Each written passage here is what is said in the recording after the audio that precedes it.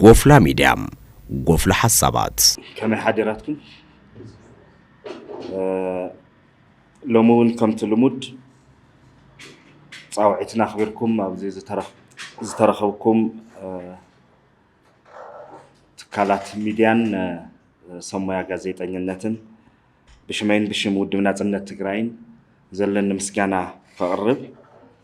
بمقصال لما انتي نزي غازيطاو مغلصي عدمه زغبرنالو مخنيات باورو حدا اوز وقت استفطر عبي اجندا له نسن وقتاو معبالتات بحافيشا زملكتني كخون تي وانا اجندا تو بمداي منغستي ኢትዮጵያ ወይ ድማ ቦርድ መረጻ ኢትዮጵያ ዘቀላቀልዎ ናይ መረጻ 2018 ዝምልከት አጀንዳ አሎ ዛ አጀንዳ እዚ ዝምልከት ተጋሩ ብስኽፍታ ዝረአይዎ ኣለው ከም ዕድል ዝረአይዎውን ኣለው ማለት እዩ ስለዚ እዚ ጉዳይ እዚ ከም ውድብ ዘለና መርገጺ ብሓደን ብኻሊእን መንገዲ እኳ ዝገልጽና እንተኾነ ግን ብስሩዕ ውድባዊ መርገጺና ክንገልጽ ስለ ዝደለና ኣብኡ ንብሎ ነገር ኣለና ካብኡ ቀጺሉ ድማ ኣብ ዝተፈላለዩ ክፋላት ትግራይ ዘለው ላዕለዎት ኣመራርሓን ኣባላትን ውድብ ናጽነት ትግራይ ዝበጽሖም ዘሎ ምንግልታዕ ማእሰርቲ ወዘተርፈ ኣሎ ኣብ ኣባላትና ንመራርሓናን ጥራሕውን ግን ዘይኮነ ኣብ ዝኾነ ይኹን ውዳበ ዘየለው ተጋሩውን ብሰንኪ ዝተፈለየ مرغصيومن سيفيلاو حتوتاتومن وون كيترفه حاويسكا زبصح من غلتاع تسفا من اسي مقحم زودقاتكم يلو زقصللو خنتات سلازلو او نبلو ነገር ውን አለና አብዝ ቅንያት ቲ መሪሕ ውድብ የዝብል መራሕ ውድብን ብዘይንውር መንገዲ ተመራሕ ኮይኑ ዘሎ መንግስትን በብእብረ ዝገበርዎም ዋዕላታት ነይሮም زحلفهم زتنتن وسانتات زتنتنهم تنتانتات زلوم ردي تግራይ ዝምልከት نخلنا አፍት ስልጣን ስለዘለው ንትግራይ ዝጸል ስለዝኾነ ብፉሊ ምርአዩ አገዳሲ እዩ ዝኸውን ማለት እዩ እዚ ውድቀት ዝዕንወት እዚ ካፍቱ አፍት ስልጣን ዘለው ግጅለ ወጻእ ዘሎ ናይ ለውጥ ደላይ ወይ ድማ ናይ ተቃውሞ ደንበ ወይ ድማ በሐፈሻ ወለዶ ናጽነት ኢልና ንጽውዖ ሓይሊ متأخب زي مخالون تعينت كيادون خدلنا زبل زلنا رئيتو نمكفالي مالتي سلازم نمجمار زأكل كلهم كم تجنزوا كم تفلتوون عف خلتشحن 10 شمونتن بجزء بساعته مسرت بتلمو مسرت بورد مرزا إثيوبيا مرزا ملا إثيوبيا مرزا نمجبار ملؤ مدلوات يودي يلولو مس حالتات بوليتيكا ويدما مس ودبات بوليتيكا تግራይውን ዝተፈላልዩ ርክባት ነይሮም مس ካልኦት ናይ ኢትዮጵያ ውድባት ተሓዊሱ ማለት እዩ ብፍላይ مس ናይ ትግራይ ውድባት ዝምልከት ድማ ሓደ መዓልቲ ጥራሕ ሓደ ሙሉ መዓልቲ ዘይኮነ ሓደ ፍርቅ ናይ ፍርቅ መዓልቲ ኣኼባ ገርና ከም ዝነበርና ኣብ ዝተፈላልዩ መድረኻት ገሊጽናዮ ኢና እሱ ዝምልከት ባኣና ዘለና ገምጋምን ዝመረጻ ዝምልከት ሓሳብን ንምክፋል ቀዳማይ ነገር ክውሰድ ዘሎ ኢልና ንሕና ንሓስቦ መጀመርያ ትግራይ መረጻ ክትገብር ከም ዘለዋ መረጻ ክንቃወም ንኽእል ሓይሊ ዘይምዃንና ብስሩውን ብመትከል ጥራሕ ዘይኮነስ ዋላ ብድሌት ተርእናዮውን ልዕሊ ዝኾነ ይኹን ክልል ልዕሊ ዝኾነ ይኹን ህዝቢ መረጻ ክገብር ግዴታ ዝኾኖ ከባብን ህዝብን ኣበይ ኢልና እንተሓቲትና ትግራይ ህዝብ ትግራይ ዝበሃል ክልልን ይዝኸውን ማለት እዩ እንተምንታይ ትግራይ ከም ትኹላትና ንፈልጦ ምእንተ መሰል ርእሰ ውሳነ ወለዶታት ከቢድ መስዋዕቲ ዋጋ እናኸፈሉ ዝመጽሉ ከባቢ እዩ ኩሎም ኣብ ናይ ሕወሓት ወለዶ ጥራሕ ዘይኮነስ ቅድሚ ናይ ሕወሓት ወለዶ ዝነበሩ ወለዶታት ኩሎም እውን ኣብ ዝገበርዎም ተጋድሎታትን ቃልስን መሰል ርእሰ ውሳነ ትግራይ ኣሕሊፍካ ንዘይመሃብ ብሓያላት بمزرة كافتن تأخاخيهم حيلتات إذا هزبي كسكونون أيازي يقولوا خطرفون زجبروا ومزنوروا كلهم عينت متكعتتات ناي تجراي مسل رأس وسنة من تعال إيه يرعلامهم አቦ ዘይብሉ ወይ አያ ዘይብሉ ማለት እውን መንግስት ዘይብሉ ካብ 4 ኪሎ ዝውሃው ልኡኽ ዝቅበል ዝበልዎ ሰሚዑ ዝሃብዎ በሊዑ ዝነብር ዝተሰኮነ ህዝቢ ክኸውን ናይ ምግባር ክያዶታት ስለ ዝነበሩ ወለዶታት ትግራይ ድማ እዚ ኣሜን ኢሎም ስለ ዘይተቀበሉ ኣብ ዝተፈላለዩ ግዜያት እኹል ዝኾነ ልዕሊ እኹል ኢልካ ትገልጾ ትኽእል እውን መስዋዕት እናተኸፈለ መጽኡ እዩ ብኡ መሰረት እውን ብፍላይ ድሕሪ 83 ናይ ደርግ ስርዓት ብምስዓር ትግራይ ሙሉእ መሰል ርእሰ ውሳነ ኣዘረጋገጸት ክልል እያ ነይራ ዋላ ብክልል ብርኪ ይኹን ማለት እዩ ዝተጠለሙ ዕላማታት ዋላ እንተነበሩ ብናይ ባዕላ ወገናት ዝተጠለሙ ዕላማታት ዋላ እንተነበሩ ግን እቲ ስርዓት ብምድርባይ ናይ ትግራይ ብውሕዱ ማለት እዩ ብሄራዊ ክልላዊ መንግስቲ ዝመስረተ ቃልሲ ተገይሩ መሰል ርእሰ ውሳነኡ ብውሕዱ ብሕገ መንግስቲ ዘረጋገጸ ህዝቢ እዩ ነይሩ ኣብ ተግባር ካልእ ጉዳይ ዋላ ትኾነ ሎሚ ብሕጊ ይኹን ብትካል ዋላ እውን ብተግባር ኣብ መሬት ብንሪኦም ኩነታት ብፍላይ ድሕሪ ናይ ፕሪቶርያ ስምምዕነት ትዛዓበየ ናይ ህዝብታት መሰል ርእሰ ውሳነ ከረጋግጽ ዝኽእል ቤት ምኽሪ ዝበሃል ትካል ብምፍራስ ትግራይ መንግስቲ ኣልባ ኮይና ኣብ ጊዜያዊ ምምሕዳር ክትወድቕ ዝገበረ ኩነታት እዩ ተፈጢሩ ማለት እዩ ስለዚ ካብ ናይ ፕሪቶርያ ስምምዕነት ንነዘ ዘሎ እንተርኢና ኣብ መላእ ኢትዮጵያ መሰል ርእሰ ውሳነ ዘይብሉ ብሕታዊ ህዝቢ ትግራይ ጥራሕ እዩ ማለት እዩ ብጉልበት ብኻሊእ ክምስከር ዝኽእል ክረጋገጽ ዝኽእል ነገር ክህሊ ይኽእል ኢልና ክንሓስብ ንኽእል ንኸውን ብፖለቲካዊ ሕጋዊ መንገዲ መሰል ርእሰ ውሳነ ናይ ምሕታት መሰሉ ዘይብሉ ዝተመንጠለ ህዝቢ ግን ህዝቢ ትግራይ እዩ ምክንያቱ ኩላትና ከም እንፈልጦ ኣብ ሕገ መንግስቲ ኢትዮጵያ ዝተቐመጠ ዘይተገደበ መሰል እዩ መሰል ርእሰ ውሳነ ማለት ክሳብ ምግንፃል ዓስኻስካ ምዃን ዝፈቅድ መሰል እዩ መሰል ርእሰ ውሳነ ማለት እዚ ክግበር ተኮይኑ ግን እተን ክልላት ዝተመረፀ ቤት ምኽሪ ክህልወን ክኽእል ኣለዎ ዝተመረፀ መንግስቲ ክህልወን ኣለዎ ዝተመረፀ መንግስቲ ብዘይብሉ መሰል ርእሰ ውሳነ ክትሓትት ትኽእለሉ ትካል የለን ነቲ ብሄር ነቲ ህዝቢ ወኪሉ እዚ ክሓትት ዝኽእል ብሕጋዊ መንገዲ ስለ ዘየለ ተንሳፊፉ እዩ ዝጸንሕ ማለት እዩ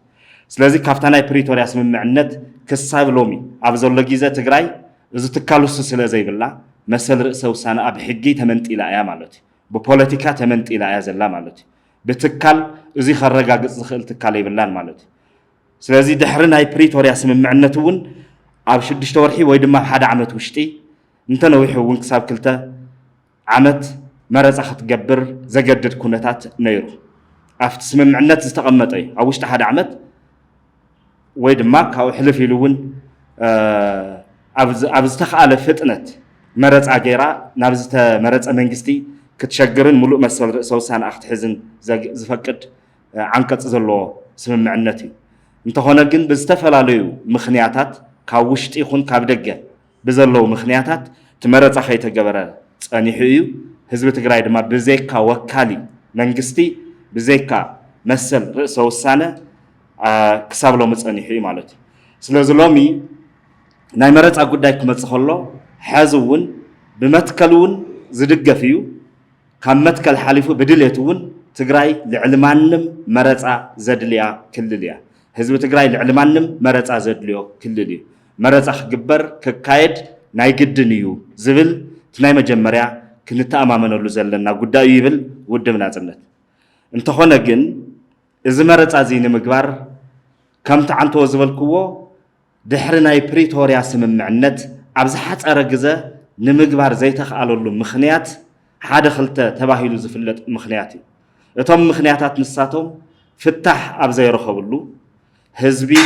ተመዛቢሉ በብኬንዱኡን ላስቲኩን ተደርብዮ ኣብ ዘለሉ ግዝኣት ሕገ መንግስታዊ ወሰን ናይ ትግራይ ኣብ ዘይተመለሰሉ ዘይሕጋዊ ምምሕዳራት በብቦትኡ ኣብ ዘለውሉ መረፃ ክንገብር ኢና ማለት መረፃ ብዝብል ሽም ካሊእ ትርጉም ካሊእ ድሌት ካሊእ ዕላማ ክህልዎ ዝኽእል እዩ ዝብል ስክፋት ክህልወና ዘገድድ ኩነታት ኣሎ ማለት እዩ ቀዳማይ ነገር በቲ ስምምዕነት መሰረት ኣብ ትግራይ ዘለዉ ዘይሕጋዊ ምምሕዳራት ክፈርሱ ነይርዎ ኣብ ምዕራብ ትግራይ ዘሎ ብፍላይ ኣብ ካልኦት እውን ብፍላይ ወሰን ኤርትራ ዘለዎ ግዝኣታት ካብ ጫፍ ዲያቦ ክሳብ ጫፍ ዛላምበሳ ዘለዎ ግዝኣት ኣብ ትሕቲ ወረርቲ ዘሎ መሬት ኣሎ ህዝብና ተመዛቢሉ ካብ ከባቢኡ ርሒቁ እዩ ዘሎ ገዝኡ ብሰላም ከኣት ዘይኽእል ህዝቢ እዚ ህዝቢ እዚ ኣብዚ ተደርበየሉ ኬንዳ ኮይኑ ክመርጽ ክግደድ ኣይብሉን እሱ ባዕሉ ናይ መረፃ መሰል ዘይኮነስ መሰረታዊ ናይ ሰብኣዊ መሰሉ ምጥሓስ እዩ ዝኸውን ካብ ገዝኦ ባሪርካ መረፅ ኢልካ ክትገድዶ ኣይትኽእልን ስለዚ መሰረታዊ ሕቶና ንሕና መረፃ ክንገብር ኢና እወ የድልየና እዩ እወ ግን መረፃ ክንገብር ክንተክል ተኮይና ስርዓት ክንተክል እንተደኣ ኮይና እቶም ክምለሱ ዝግብኦም ጉዳያት ክምለሱ ይግባእ ብመሰረታውነት ናይ ፕሪቶሪያ ስምምዕነት ብምሉእነት ክምለስ ኣለዎ ማለት እዩ ኣብ ናይ ፕሪቶሪያ ስምምዕነት ዘለው ዓበይቲ ዛዕባታት ዓበይቲ ፖለቲካዊ ሕቶታት ናይ ህዝቢ ትግራይ ብፍላይ ምስ ናይ ግዝኣት ወሰን ተተሓሒዙ ከምኡ እውን ምስ ትራንዚሽናል ጀስቲስ ምስ ናይ ስግግር ፍትሒ ተተሓሒዙ ዘለው ምስ ናይ ተመዛበልቲ ጉዳይ ተተሓሒዞም ዘለው ክምለሱ ይግባእ ብውሕዱ ማለት እዩ ብውሕዱ ብድሕሪኡ ዘሎ ጉዳይ ክውጋዕ እንተኮይኑ ድማ ትግራይ ኣብ ፖስት ጀኖሳይድ ኮንቴክስት ዘላ ዓዲ እያ ጀኖሳይድ ዝተፈጸሞ ህዝቢ ኣይኮነን ዶ ጀኖሳይድ ዝኣክል ገበን ዝተፈጸሞ ከባቢ ታራ ግጭት ኣብ ዘለዎ ከባቢ እውን ድሕረ ግጭት ዝግበር መረፃ ካፍቲ ቅድመ ግጭት ኣብ ዘየለሉ ግዜ ኣብ ኖርማል ግዜ ዝግበር መረፃ ዝተፈለዩ ባህርያት ኣለዎ ስለዚ ቅድመ ናይ መረፃ ምድላው ኣብ ትግራይ ተገይሩ ኢልና ይንኣምንን ይትረፉ ሞንቱ ዘለናሉ ኮንቴክስት ዝምጥን ግጭት ዝሸገርና ወይ ድማ ብጀኖሳይድ ዝሓለፍና ሕዚ እውን ኣብ ሰላሕታዊ ናይ ፅንተት ከይዲ ዘለና ህዝቢ ምዃንና ይትረፍሞ ዋላ ኣብቲ ስሩዕ ግዜ ኣብ መደበኛ ግዜ ኣብ ስሩዕ ማሕበረ ኢኮኖሚያዊ ምንቅስቃሳት ዝገብር ህዝቢ ዝግበር መረፃ ንዑ ዝምጥን ምድላው እውን ኣሎ ዝብል እምነት ኣይብልናን የለን ሓደ ናይ ኢሌክሽን ኢንፍራስትራክቸር ሙሉእ ንሙሉእ ዓምዩ ኣብ ትግራይ ኣብ መላእ ትግራይ ካብ ምዕራብ ትግራይ ጀሚሩ ክሳብ ደቡብ ትግራይ ዘሎ ከባቢታት ናይ ኢሌክሽን ኢንፍራስትራክቸር የለን እሱ ንምፅጋን እንደገና ዳግመ ህንፀት ንምግባር ዝተኸየደ ፃዕሪ እውን የለን ስለዚ ኢሌክሽን ኢንፍራስትራክቸር ኣብ ዘይብሉ ናይ ስግግር ፍትሒ ኣብ ዘይተመለሰሉ ተመዛበልትና ናብ መረፃ ጣቢኦምን መረፃ ክልሎምን ናብ ማሙቕ ቤቶም ኣብ ዘይተመለስሉ ዘይስሩዓን ዘይሕጋውያን ምምሕዳራት ኣብ ዘይፈረስሉ ዝግበር ግዝኣት ተቆራሪሱ እናሃለየ ዝግበር መረፃ ሒዝዎ ዝመፅእ መዘዝ ደኣምበር ናይ ህዝቢ መሰል ዘረጋግፅ ኣይኮነን ስለዚ እዚኦም ክሕሰቡ ዝግብኦም ጉዳያት ስለ ዝኾኑ መንግስቲ ኢትዮጵያ ብፍጥነት ናይ ፕሪቶሪያ ስምምዕነት ተፈጻሚ ብምግባር ዘይሕጋውያን ስርዓታት ብምፍራስ ካብ ናይ ኢትዮጵያ ሰራዊት ወፃእ ዘለው ኩሎም ዕጡቃት ሓይልታት ዲስኣርም ብምግባር ወይ ድማ ካብ ትግራይ ክወፁ ብምግባር ቶም ምሕዳራት እውን ብምፍራስ ተመዛባላይ ተመሊሱ ኣፍቲ ንኩሉ ዝሓቁፍ ግዝያዊ ምምሕዳር ተኺልካ ብኦቢልካ ክሳሰ ዝግብኦ መረፃ ደኣምበር በዚ ህዚ ክየድ ዘሎ ክያዶ ኣይኮነን ካልእ ኣብዚ ከም ውድብ ዘለና ስክፍታ ኣብዚ መረፃ እዚ ቦርድ መረፃ ኢትዮጵያ ዘቀላቀሎ ስልቲ ኣሎ ንኣብነት ከባቢታት መረፃ ምግባር ይከኣልሎምን ኣይከኣለሎምን ዝበሃሉ ከባቢታት ብሰማያዊ ሕብርን ብቀይሕ ሕብርን ፈሊናዮም ኣለና ዝብል ኣባህላታት ብተደጋጋሚ ንሰምዕ ኢና እዚ ንዓና ዝፈጥረልና ስክፋት ኣብ ትግራይ ወይ ድማ መንግስቲ 4 ኪሎ ኣብ ዘጣየሾ ግዝያዊ ምምሕዳር ዝመርሓ ትግራይ ሙሉእ ንሙሉእ ቀይሕ ጌርካ ኣብ ምዕራብ ትግራይ ዘሎ ዘይሕጋዊ ክፈርስ ዝግብኦ ምምሕዳር ሰማያዊ ጌርካ እቲ ዘይሕጋዊ ስርዓት ብመረፃ ሕጋውነት ንምልባስ ዝኽየድ ዘሎ ኸይዲ እዩ ዝብል ስጋኣት ኣለና እዚ ብሄር ምፍራስ መሬት ምምንዛዕ ህዝቢ ምምዝባል ስለ ዝኾነ ፍጹም ቅቡልነት ክህልዎ ኣይኽእልን ኣብ መቐለ ክግበር ዝኽእል መረፃ ኣይንቃወምን ኣብ መቐለ ክብል ከለኹ መቐለ ዘማእኽሎ መላእ ትግራይ ዝግበር መረፃ ተቃውሞ ይብለናል በቲ ዝኽየድ ዘሎ ካይዳ ግን እቶም ክፈርሱ ዝግብኦም ዘይስሩዕ ዘይሕጋውያን ምምሕዳራት ኣብ ትሕቲ ቁፅፅርን ፍቃድን ናይ ፌደራል መንግስቲ ስለ ዘለው ናታቶም ግሪን ጌርካ ኣብኡ መረፃ አካይድካ እትኽፈርስ ዝግብኦ ስርዓት ሕጋውነት ምልባስ ስለ ዝኸውን እዙይ ፍጹም ካብቲ ናይ ፕሪቶሪያ ስምምዕነት እውን ወፃኢ እዩ ካብቲ ናይ ኢትዮጵያ ሕገ መንግስታዊ መስርሕ እውን ወፃኢ እዩ ብናይ ትግራይ ናሽናል ኢንተረስት ክንሪኦ ከለና ድማ ኣዝዩ ሓደገኛን ፍጹም ቅቡልነት ዘይብሉን ኣካይዳ እዩ ዝኸውን ማለት እዩ ስለዚ ንመረፃ ክንዳሎ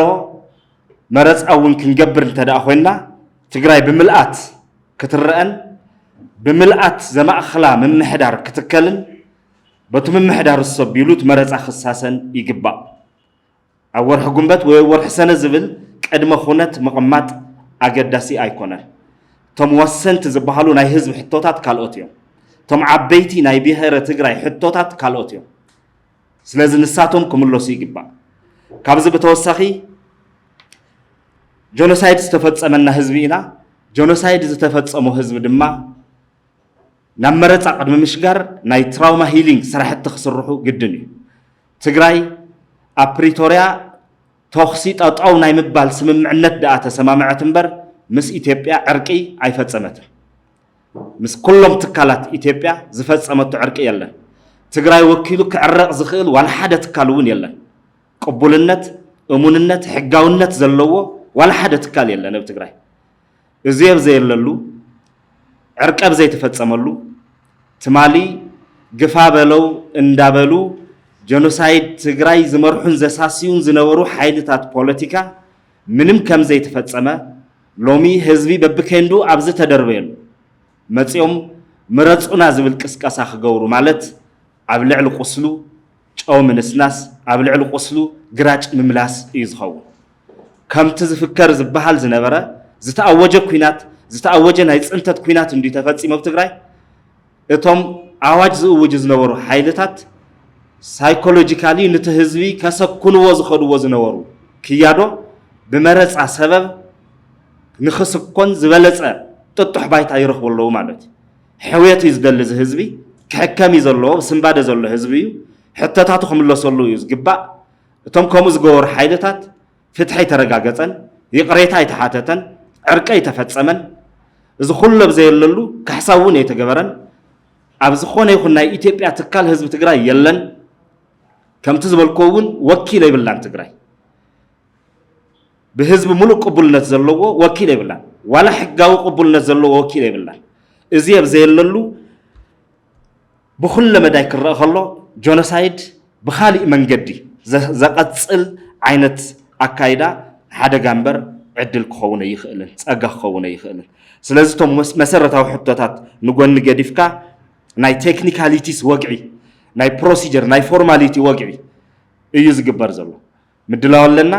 መጽናዕቲ ኣካይድና ኢና መረፃ ክንገብር ኢና ተመዛበላይ ኣብ ኬንዳ ኮይኑ ክመርፅ እዩ ክነመቻቸየሉ ኢና ዝበሃሉ ቀልድታት ንመረፃ ዘይኮነ ናይ ህዝቢ መሰል ንምርግጋፅ ዘይኮነ እቲ ህዝቢ ዝበኣሰ ኣሰኩንካ ተስፋ ክስእን ምግባርን ምድዓኽን እዩ ዝኸውን ህዝቢ ምድዓኽ ስለ ዝኾነ እዚ ቅቡልነት ክህልዮ ይኽእልን እዚ ቅቡልነት ኣይብሉን ማለት መረፃ ቅቡልነት ኣይብሉን ኣይኮንና ንብል ዘለና መረፃ ክንገብር ንደሊ ኢና ልዕሊ ማንም ንሕና ኢና ንደልዮ ኢና ንብል ዘለና ልዕሊ ማንም ናይ ኢትዮጵያ ህዝቢ ልዕሊ ማንም ናይ ኢትዮጵያ ክልል ትግራይ መረፃ ዘድልያ መረፃ ክትገብር ተኮይና ክማልኡ ዝግብኦም ቅድመ ኩነታት ግን ክማልኡ ኣለዎም ናብ መረፃ ንክንሸግር እዚ መረፃ እዚ ኣብ ውሽጥና ዘሎ ሕመቕ ብፍላይ ድማ እቲ መሪሕ ውድብየ ዝብልን እቲ ተመራሒ መንግስትን ካብ ንቡር ወፃእ ተመራሒ ኮይኑ ዘሎ መንግስትን ዝኸድዎ ዝመረፃ ዝምልከት ዝኸድዎ ክያዶ ብምሉኡ ዘይንቡርን ሙሉእ ቅቡልነት ዘይብሉን ፈፂሙ ቅቡልነት ዘይብሉ ምስ ናይ ሓደ ውድብ ናይ ሕገ ፍልጦ ጥራሕ ተሒዝካ ዕፃ ትግራይ ኣብ ከረጢት ጠቕሊልካ ንሓደ ሓይሊ ዝኸሰረ ሓይሊ ኣሸኪምካ ምርኣይ ኣዝዩ ሓላፍነት ዝጎደሎ ዘይንቡር ኣካይዳ እዩ እዚ መረፃ እዚ ከም ናሽናል ኢንተረስት ተገይሩ ክረአ ዝግብኦ እዩ ልዕሊ መንግስቲ ምትካል ናሽናል ኢንተረስት ክህለ ይኽእል ብሔራዊ መንግስቲ ምትካል ትዝዓበየ ብሔራዊ ረብሓ መንግስቲ እሱዩ ካልኦት ረብሓታት ኩሎም ከፈፅሞም ዝኽእል መንግስቲ ንምትካል ዝግበር መረፃ ምስ ናይ ሓደ ጉጅለ ሕጋውነት ምትሓዝ ኣዝዩ ሓላፍነት ዝጎደሎ እዩ ሕጋውነት ተዘይተመሊሱለይ መረፃ ይግበርን ዝብል ፈኸራ ሞዚ ድማ ምስ ምልአተ ብሔር ምንም ዘራኽብ ነገር ዘይብሉ ወላ ሓንቲ ዘራኽብ ነገር ዘይብሉ ካልኦት ጽዋታታት ክጻወት ዝከኣለሉ ዕድል እናሃለወ ብሔር ዝኣክል ከም ቁርስብና ቆራሪስካ ንሓደ ጉጅለ ንምብርካት ዝግበር ከይዲ ኣዝዩ መሕመምን መደንገፅን እዩ ሶት በዚ ዘሎ ሓይሊ ዝገብሮ ዝኸዶ ኣካይዳ ክውገዝ ይግብኦ ኩሉ ሓይሊ ትግራይ ከወግዞ ዝግብኦ እዩ ኣብ ትግራይ መረፃ ክናዋሕ እንተኮይኑ ብምኽንያት ናይ ሕወሓት ሕጋውነት ዘይኮነስ ብምኽንያት እቶም ዘልዕልናዮም ብሔራዊ ረብሓታትናን ኣጀንዳታትናን ክኸውን ዝኽእል ከነናውሕ ድሌት ይብልናን ክግበረሎ ንኽግበር ክማልኡ ዝግብኦም ነገራት ኣሎ ናይ ብሔር ዛዕባታት እዮም ንሳቶም ናይ ሓደ ጉጅለ ወይ ናይ ሓደ ውድብ ኣይኮኑ ምእንተ ብሔር ዝኾነ ይኹን ውድብ ክኸስም ይኽእል ክጠፍእ ይኽእል ምእንተ ውድብ ብሔር ክጠፍእ ግን ይኽእል ንቡር ኣይኮነን ሓላፍነታዊ ተግባር እዩ ኢልና እውን ኣይንወስድን ክሳብ ሎሚ እውን እዞም ከምዚኦም ዓይነት ዘይሓላፍነታዊ ተግባራት እዮም ዋጋ እናኽፈሉና መፅኦም ማለት እዩ ስለዚ ብመዳይ ፌደራል መንግስቲ ናይ ትግራይ መረፃ ክሕሰብ ከሎ እቲ ናብ ርእሲ ዝመፅእ ጉዳይ ሕወሓት ዝበሃል ሓይሊ እንተኮይኑ ወይቱ ሕወሓት ዝወነኖ ጊዜያዊ ምምሕዳር ዝበሃል ሓይሊ እንተኮይኑ እዚ ሓይሊ እዚ ደጋጊምና ገሊፅና ኢና ምስ ህዝቢ ትግራይ ምንም ዓይነት ማሕበራዊ ውዕሊ ኣይብሉን ህዝቢ ትግራይ ዝሃቦ ውዕሊ ምስ ህዝቢ ትግራይ ዝተስማምዑ ውዕሊ የለን እዚ ጊዜያዊ ምምሕዳር እዚ ውዕሉ ምስ ፌደራል መንግስቲ እዩ ባዕሉ ተዋዓዒሉ ዘጣየሾ ጊዜያዊ ምምሕዳር ይስማዓዮ ኣይስማዓዮ ቅፅዓት ንህዝቢ ክኸውን ኣይኽእል ከተዓራርዮስ ከፍርሶስ ክተኽሎስ ባዕሉ እዩ ገይሩ ኣብ ትግራይ ምስ ዝኾነ ህዝቢ ተመያይጡ ዝተኸሎ መንግስቲ የለን ኣብ ትግራይ ምስ ዝኾነ ናይ ፖለቲካ ሓይሊ ተመያይጡ ዝተኸሎ መንግስቲ የለን ወይ ጊዜያዊ ምምሕዳር የለን ባዕሉ ዘጣየሾ እዩ ናይ ባዕሉ ጣጣ እዩ ዝኸውን እሱ ናይ ሕጋውነቱ ናይ ካሊእ ጉዳይ ከም ህዝቢ ከም ሓይሊ ፖለቲካ ፍላይ ውድብ ናጽነት ኮይና ከም ውድብ ንብሎ ዘለና ግን ክሳብ ሎሚ ኣብ ትግራይ ብህዝቢ ቅቡልነት ዘሎ ጊዜያዊ ምምሕዳር ኣይተተኸለን የለን ምስለኔ እዩ እቲ ምስለኔ ድማ ናይ ዝሾሞ ዕላማ እዩ ዘሳሲ ቀዲሙ ዝነበረ ይኹን ሕዚ ዘሎ ብስሩ ጊዜያዊ ምምሕዳር ዝበሃል ንትግራይ ዝምጥን ምምሕዳር ኣይኮነን ቀልጢፍና ናብ መረፃ ክንሸግር እዩ ዝግባእ እዚ ንኸይንገብር ብደገን ብውሽጥን ተሓባቢሮም ዓዲ ዝሕምሱ ዘለው እሶም ቶም ሓይልታት እሶም ናይ 4 ኪሎ ሓይልን ኣብ መቐለ ዘሎ ሓይልን እዮም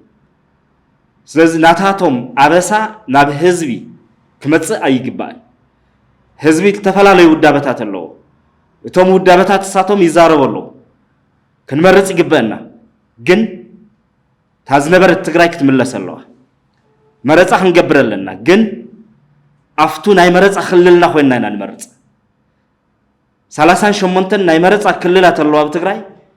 ካብዚአን ተን ዝተወሰና ኣብ ምዕራብ ትግራይ እን ዘለዋ ናይ ምዕራብ ትግራይ ህዝቢ ተመዛቢሉ ብኬንዳ እዩ ዘሎ ናብ ክልሉ ክምለስ ኣሎ ናብ መረፃ ክልሉ ናብ መረፃ ጣብዩ ኣብኡ ዘለው ዘይሕጋውያን ሓይልታት ክፈርሱ ኣለዎም ሰፈርቲ ክወፁ ኣለዎም ውሑስ ሰላምን ፀጥታን ክህሉ ኣለዎ ናይ ስግግር ፍትሒ ክፍፀም ኣለዎ ናይ ስምባዲ ሕክምና ክካየድ ክኽእል ኣለዎ ህዝቢ ክሓው ኣለዎ ምስ ኢትዮጵያ ዕርቂ ምርድዳእ ክግበር ኣለዎ ዕርቅን ምርድዳእን ህዝቢ ብሪፈረንደም ዝውስኖ ናይ መጻዕ ዕድሉ ብዘውሕስ መንገዲ ክካየድ ክኽእል ኣሎ እዚ ኩሉ ለብዘየለሉ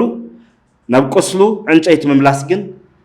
መቐፀልታ ናይቲ ፀንተት ይኸውን ካሊእ ትርጉም ኣይብሉን ብመረፃሽም ብኩሉ ሓይልታት ዘለው ዝሽቅጡ እውን ኣደብ እንተዝገብሩ ይሓይሽ ስለዚ ብመትከል ንደልዮ ብድሌት ንደልዮ ዓይነት መረፃ እዩ ብፍጥነት ክኸውን ኣለዎ ብክውንነት ኣቢልና እንተርኢናዮ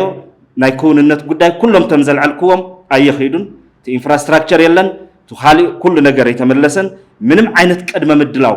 የለን ብዕላማ ድማ ከምቲ ዓንተዎ ዝገለፅክዎ ዘሰክፈና ነገር ብጀነራል ታደሰ ወረደ ትምራሕ ትግራይ ቀይሕ ጌርካ ኣብ ምዕራብ ትግራይ ዘሎ ምምሕዳር ሓምለዋይ ወይ ሰማያዊ ሕብሪ ጌርካ መረፃ ወካይድካ ካብ ትግራይ ግዝኣት ናይ ምምንጣል ናይ ምቁራስ ዕላማ ዘለዎ እዩ ዝብል ስክፍታ ስለ ዘለና እዚ ብኣግባቡ ክርድኡ ይግብኦም ሓይልታት ማለት እዩ ብምልኣት ዘማእኸላ ትግራይ ትህሊ ብምልኣት ድማ ናብ መረፃ ንሸግር تبملأت زمأخلان ولا زلنا دما حقافي جزاو من محدار كتكل الله أب تجري مالتي سلامرت أزي كابلكو أفتي أبزق النيات زنبرة توم كل تحيلتات زبلنايو هذا تبحقق قبول النت زي بقولوا بوليتيكالون زخسرة أم مدرخ عالم تسأل إزخونة أبز خبابي نايسقات نايربش حيل تغيرو السأل زلو هو حتى يزبل زلو جلة نسوز مرحو نسوز قوت أطرو جزاو من محدارن زفتر ووم تأجمات الله فلما قدموا زنبرة جزاو من محدار كاب نبور وطع بوت هدراو حيلي بتأنجا كفرس وخلو كتسيلمون هذا جنرال بريزيدنت نخون كوغوت خلو التميليتري بتأنجا تعجبوا من قستنات كوكوت أتركلو ز حازوهم 4 زخونو عبيتي أجندات نيرو هذا ناي تجراي من محدارات كساب تحتي زلو زوا وردا ختمة سبت عبيا زلو ملو نملو مهتم من تعلن مكوت تعرن زبلي نيرو نسو قلطيفهم زغبروي قلطيفهم بهصص زكايدوي قصيلو زوا دبو فولي كونتات سلازنبره تفولي كونتات ناي زوا دبو بفولي وفري بفولي سراح بفولي تنقاقه مكوت تعري نيرو نسون غيرمو بزين وركيدي بسراوي تعجبهم هزبي عفراريهم غيرمو تواتاتيرم اتسالساي تكالات تأمت ملو نملو مقوتطاري نيرو زون غيرمو بزي حقاو منقدي تأمت تواتاتيرم ابكالي وطت اتيملو مس ناي دغ حيلي مس ناي تيبي حيلي مس حجز ولو مالتي ابكالي وطت ولا انتتهم غن غيرمو ناي مودعتا زترفتم ولا كوب جزاونت أدس كيلو من تصنحو أتي زتت عايشة جزاو بيت مخري مفراسي نير ترابعيتي زياد ما نزحلفو شوعته وشمنته أوارح من مسرح كي يسرح تبيت مخري أدس كيلو مو يمتصنحو بفلاي دما مس محبر السبع عالم تجميرو زنبر ركب مس إمباسيتات مس دبلوماتيك ميشن بحافشة زجبر زنبر ركب نمقرات نوح رحقة تخيلو تبيت مخرس روح خيسرح عدس كيلو مو لوم دما أبزق النيات أبزق جبر وأخيباتات ملو كفرس وسينا ملو تزاتي ملو كم بريزيدنت يسرح ينورن عدس كيلو مو يمتصنحهم بعل خفرس دما وسينا تزاتي يوم تمخاخيرو موصي ملو سلازي كله تزدلي وغيرو ملو إذا قجل زي قطعة روز خونه يخون تكالب تقرأي كهلي يقولون إذا مرقصي حدارون كي ترفنا يمكوت أربعة جزلوا جلّي بلمعات جلّس بخالي يسبي حد هيوت حد من كسق استجار كوكوت تصروت قاون زيدلي ملكوتاوي باور زشكم جلّة بقول بعلو زقانة عبيت عدي أطفئو بلمعات جلّة زتكأ شماغلة عدي بلمعات جلّة زتكأ كم محبرسه بخبابيو حزات خيترف زورره محبرسه باوي سرحتي زفرسه كله بوليتيسايز تغيرو بنايت ودب ባህልን ዲሲፕሊንን ጥራሕ كتمرن ملوء تجراي مأنت ناي إيكونومي دايناستيوم مأنت ناي إيكونومي إمبايروم زهانت أو ناي إيكونومي إمباير كوفة كوجو زجبرو لكايدا أتنكرهم كتسيلهم لو مخلو زتقاومه عد قدي في خوت حيال دفيت جو حساب زلزل على خلو أبالاتنا مرارحنا زفت أموب زكنيات يسمع نيري لعلوة مرارحة تأثيرهم أبسلخ لها بتولم دو ما أخلي كوميتي النبلو ناي ودبنا تنت ناي بيت مخرنا تنت أبل لعلوة مرارحة تأثيري ناي 10 معلتي حتى حاتي توملولو زتأثر له مخنيات دما من أسيت ودبي خاي لايسنسد تقاومي فقط زلوا تقاومي كنقاوم فقط زلنا ودابينا كنود من أسينا تودينا ውድብ ኮይና መናእሰይ ክንውድብ ሞቢላይዝ ክንገብር አንጻር ስርዓት ሰላማዊ ቃልሲ ክንገብር ኢና ተወዲብና መናእሰይ ምውዳብ ዘእስር እንተኮይኑ ብቃልዕ ንዛረብ ኣለና በብገጠሩ ኸይድካ ሰባት ምስኳን ኣይኮነን ዘድሊ እወ ክንውድብ ኢና እወ ክንለዓዕል ኢና እወ ዝጉጅለ ክንስዕሮ ኢና ንሱ ይቃልስና ስርዓት ክንቅይር ኢና ንቃለስ ዚብ ሰላማዊ መንገዲ ፍቃድ ሒዝና ንገብሮ ተጠልዕና ንገብሮ ጉዳይ መንእሰይ ወዲብካ ተባሂሉ ኣመራርሓ ናይ ፖለቲካዊ ውድብ ምእሳር ናበይ ይወስደና ኣሎ ትኸይዲ ካብ ኣብ ጎረቤትና ዝነበረ ንጽየፎ ዝነበርና ካይዳኸን ታይፎልዮ ዚ ዘተቃወመ ናጨወኻ ምጥፋእ ወይ መንእሰይ ተስፋ ሲኢኑ ሃፂሉ ክጠፍእ ምግባር ወይ በዴታት بعبيت عد خرجم مقبر كسع خندوزي زخد رحقات عدي يقابر دو خالي قداي نقرقن أمرارها خمزي جير كامئسار أبالات مسقوان كتافقو عدم قريفهم كتافقو مقبر مجواي مسقاي تورتشر مقبر زيوم لمدنا يومنا قد صيلا ملو حلفوهم جن موسايا أدقس رجحت كم زبال زخالو خلو عم قدال زقبره ناي ودبنا تنت عبال بمخانو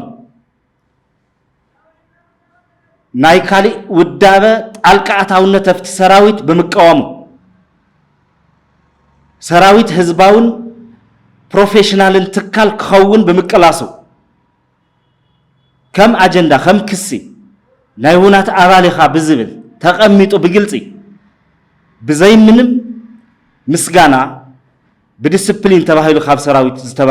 ዝተባረረ ኣብ ዝቀንያት ትሪእዎን ሰምዕዎን ዝነበርኩም ጉዳይ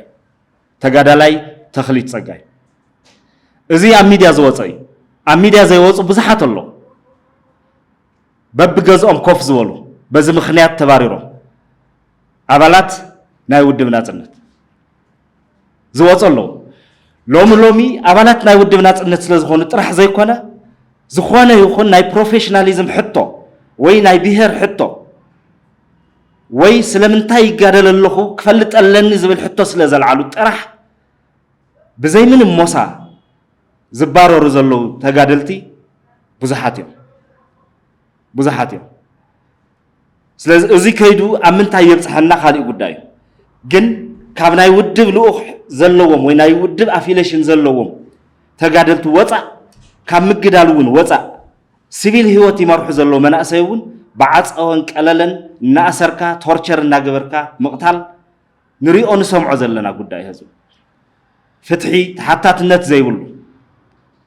ዝጠፉ ሰባት አቤሎ ይልካይ ተሓተትን ዝሞቱ ሰባት እውን መንቀት ይልዎም ይተሓተን ባዕሉ ጥፊ ይባል ኣብዙ ለመቀነ ኣብ ማሕበራዊ ሚድያ ይመላለስ ትሪእዎ ነበርኩም ኣብ ኪሓ ከምኡ ዓይነት ዝገጠሞ ሰበሎ ተኣሲሩ ተገሪፉ ዝሞተ ባዕሉ ጥፊ ተብሂሉ ንንኡ መርድእ ዝተነገረ እዚኦም ቶም ዝረአዩ ዘለዉ ናብ ሚድያ ዝወፁ ዘለዉ ናብ ሚድያ ዘይወፅእ ኣዝዩ ብዙሕ ከምዚ ዓይነት ተግባራት ኣሎ ኣብ ዓዲግራት ሕቶ ልዒሎም ዝተኣሰሩ ኣባላት ሰራዊት ኣለዉ ክሳብ ሕዚ ዘለዉ ዝተኣሰሩ ናይ 45 በብኸባቢኡ ከምዚ ዓይነት ወፅዓን ጭቆናን ናለመድናዮ እንተደኣ ኸይድና ኮይና صراح نقول ناب حد جزا ممصو يترفون زخيدو زي أبعل خامس بصح مئواي ترجمه يهلون حدنا هيمانوت أبو أب أوروبا يمثلنا بجرماني ناين هتلر زي فتحة وكايدا كقاوم بزي مخالو مجرش زخونو انتزارب فلما أنصارتهم سوشياليستاويان مزيوم ግን ስቂለ ምክንያቱ ሶሻሊስት ስለ ዘይኮንኩ ቀጽሎም አንጻርቶም ትሬድ ዩኒየኒስትስ መጽዮም ሽዑውን ስቂለ ምክንያቱ ትሬድ ዩኒየኒስት ስለ ዘይኮንኩ ቀጽሎም አንጻር አይሁዳውያን መጽዮም ሽዑውን ስቂለ ምክንያቱ አይሁድ ስለ ዘይኮንኩ ኣብ መወዳዕታ ናብ ባዕለይ መጽዮም ዘን ብዛዕባ ይዛረብ ዋል ሓደ ሰብ ኣይረኸብኩን ይብል ስለ ሓደ ሰብ ስለ ዘይተዛረበ ናይ ሃይማኖት መዝነቱ ተጠቂሙ አፍትሕ ጎን ጠጣው ስለ ዘይበለ አባዕሉ ስለ ዘይበጽሖ ስለ ዘይተኸላኸለ ኣብ መወዳእታ አባዕሉ እንትበጽሕ ዋላ ሓደ ዘካሪ ይረኸበ ተመሳሳሊ ኣብ ሕድሕድ ናኽሳዕ ዝበጽሕ ንጽበዮ ኩነታት ክኸውን ኣይግባእን ኣብ ትግራይ ዝፍጸም ዘሎ ነገር ኢሉ መምሃር ይሰአናን ናይ ቀረባ እዩ ናይ ኤርትራ ልምዲ ኣብ ጎንና ዘሎ ልምዲ ካብ ኤርትራ ዝጠፍኡ መናእሰይ ንቕበል ነተኣናግድ ዝነበርና ህዝቢና ወጽዓ ሃዲሞም እንትመጹ መንእሰይ ክሓትት ዝኽእል ክቃለስ ዝኽእል ኣምራታይ ዝኾነ ሓይሊ ኩሉ ሓፂሉ እንትጠፍእ ወይ እንትቕተል ወይ እንትእሰር ወይ እንትሳቐ ወይ እንትስኮን ስደት ጥራሕ እንትኾን ተስፍኡ تعدل بزرخ بقطر عد قدي فيه واتس سلاز حزب وانتقراي كويناتو زلا اتكامرت زخيل كفر زخيل تكس حيلت من اسي تخوى دادر زخيل تستمهارة تخنقد زخيل لو تخمتس يخيل زبها الحيلي تسفاس إنو قدي فيه زخيد اتود الدر زي كألا استسكونا ويعد مزدفأ حمد عدي يدخل اني لو ناب عدو زمله سلا عدي اخوينا زلا ناي عبيتنا هصاونتن عد طرح تخون الله مالت زي دما ادادا اتوم ጨቆንትን ረገጽትን ዝኾነ ስርዓት ንምትካል ይዘጥር ዝኸውን ትግራይ ከም ኤርትራ ይኹን ከም ኢትዮጵያ ክትከውን ኣይትኽእልን ሓደ ብሄር እዩ ስጡም ብሄር እዩ ሕቱ ተመሳሳሊ እዩ ካብ ጫፍ ክሳዕ ጫፍ محبئي مشقوط زبها النجر ونيبلون أب كبابي أب قال منا خد شقوط يدخلنا بتقرأ تمساسل حطوي زول بهراو حطوي سبعة ومسل حطوي ناي فتح حطوي حالفاتات كحتى تزخل زخون حيل زلولو زخون أكل زلول عدي كنا يتخابزي حلف في لزقت مزلقن تشققن كفل زي مخالوي تشققن أكل تشققن خوينو أو قن تشققن خوينو አንጻር ተጨቋኒ ዝጉስጉሰሉ ሁነታት ይዝፍጠር ዘሎ ፖለቲካውን ሸቀጥ ኮይኑ መናበር ኮይኑ እዚ አካል ናይቲ ኣብ ስልጣን ዘሎ ጉጅለ ስራሕቲ ተንኮሊ ፋሕ ብትነቢልዎ ናይ ተቃውሞ ደንበ ትካላት ኩለን ተዘይ ተቆጻጽርዎን በቲንዎን ከእከብ ዘይከኣል ሓይሊ ንንባዕሉ ክናቆር አደዳ ጨቋን ይኸውን ወይ አካል ተጨቋን ኮይኑ ኣብ ልዕሊ ተኸምኡ ዝበለ ጭቁን ይወፍር እዚ ከምዚ ዓይነት አካይዳ ነቲ ወጻዕቲ ዘጣጥሕ ኮይኑ ኣብ ትግራይ ተስፋ ዘይብሉ ክያዶታት ክንርኢ ንግደድ ኢና ዘለና ስለዚ ብኩሉ መዳይ ትግራይ ክትረአ ከላ ተስፋ ዝሰኣነላ ትግራይ ትኸውነላ اتمنى حط الله جنز تبتنا حطوي استودع بيكونن كابز حليفو نامنا حد جت كاتزخل كونتات يزفتر زلا ازخل إلا بسلامة ومن جدي كغير انت دا خوينو كل حيل خطا اخاخبن فتصم سلامة وزخونه سلفي كجبرني كبا اما غلا مالت اما غلا سلامة وسلف كجبري كبا كل حيل خكب سلامة وسلف كجبر حنتن لوختو ملأ تجراي ناتي زبلو زأمنو حقا في جزاو من محدار متكالي بز سرعة زي بالكايو مدردار زكال بز سرعة زي بالكايو دبلوماسي مسرح زكال